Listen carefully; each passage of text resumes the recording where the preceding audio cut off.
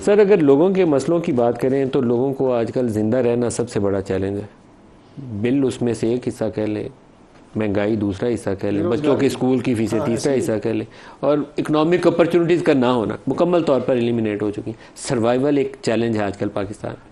कोई प्लान नहीं है हमारे पास। मलिक साहब, हमारे जैसे जो ममालिक हैं ये कई तरह के अजाबों का शिकार रहे हैं। गवर्नेंस का हमारा सीरियस चैलेंज है, इसमें कोई शक नहीं है। और जब तक आपका ये पॉलिटिकल क्वेश्चन हल नहीं होता, आपकी गवर्नेंस इंप्रूव नहीं होती, ये बाकी चीज़ें कभी एक सेक्टर बेहतर, कभी दूसरा ख़राब, कभी एक खराब बेहतर, कभी दूसरा ख़राब, ये चलता रहे। हमारा प्रॉब्लम ये है, बल्कि अब तो हम इस हद तक चले गए हैं कि लोगों के अंदर मायूसी है।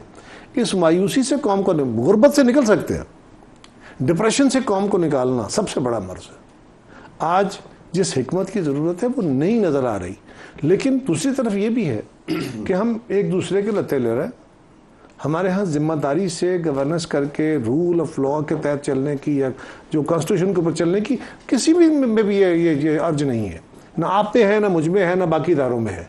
सवाल सिर्फ इतना है, बिजली सस्ती करनी है, हुकूमत सस्ती कैसे करेगी? कोशिश करेंगे, अगर IMF माना तो सस्ती कर लेंगे, चीन वाले नहीं मानेंगे।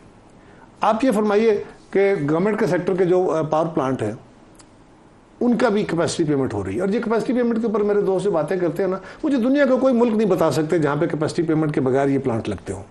लेकिन अगर गवर्नमेंट के अपने प्लांटों के ऊपर कैपेसिटी पेमेंट हो रही है तो इसलिए हो रही है कि उनकी भी लायबिलिटी है जो पे ऑफ होनी है। अगर वो इस तरह पे ऑफ नहीं होगी तो आपके नेशनल खजाने से जाएगी। सर, उसका आपने इस जेब से नहीं देनी, इस जेब से देनी है। सर, उसका एक तरीका है लोगों को और पाकिस्तान की ज़िंदगी को सौखा करने का। वो जो डेट है आप उसको नेशनल डेट में एब्जॉर्ब करके सर, तो वो टैरिफ में से उसकी कई दफा नीचे कर लें। मैं गुजारिश करता हूँ, अभी कई तो दफा कर चुके हैं। अभी तो आपको जिंदा रहना मुश्किल है। मेरा सवाल ये है कि वो आप कई दफा कर चुके हैं। बहुत सारे लोग ऐसे हैं जिनकी मंथली इनकम जो है 60-70 हज़ार होगी। डिसएग्री नहीं कर रहा, उसको बिल आया है 35 से 40 हज़ार रुपया, तो वो 70,000 या 60,000 में से 35 या 40 हज़ार बिल नहीं दे सकता। घर का किराया नहीं दे सकेगा, वो बच्चों की फीस नहीं दे सकेगा, वो घर का किचन नहीं चला सकेगा। लेकिन सवाल ये है कि आप अपने उस नेशनल डेट के अंदर उसको अगर शामिल करना चाहेंगे तो आपको इंटरनेशनल कंडीशनलिटी नहीं चलने देती। इस वक्त जो फंसा हुआ है, ये बातें जो मैं और आप बैठे कर रहे हैं, यही बातें हमारे ब्यूरोक्रेट्स को भी पता है, हमारे टेक्नोक्रेट्स को भी पता है, हुकूमत को भी पता है, ये कारोबारी लोग हैं, इन सबको पता है। और वहाँ बैठे हुए इसी तरह बड़ी तल्ख मुबाहिस भी होते हैं कैबिनेट के अंदर। ये नहीं होता कि कैबिनेट बड़ी हंसी सारा कुछ करके ओके गुडी गुडी कर देती है। सवाल सिर्फ ये है, गवर्नमेंट की सिमत, इस वक्त सिर्फ एक चीज़ देखने की ज़रूरत है कि गवर्नमेंट की इकनॉमिक सिमत क्या दुरुस्त है, जिन इक़दामात की ज़रूरत है। आज देखिए ना, आज मजहबी जमातें हैं, वो अपने एजेंडे के तहत आके आपको स्ट्राइक करके पूरा मुल्क बंद कर लेती है। मैं इस आज की स्ट्राइक की बात नहीं कर रहा। ये स्ट्राइक बड़ी कामयाब रही है, होनी चाहिए थी इस तरह, ताकि लोगों का, पाकिस्तान के लोगों के अंदर जान तो नज़र आए ना कि हाँ किसी एक मामले में खड़े हो सकते हैं।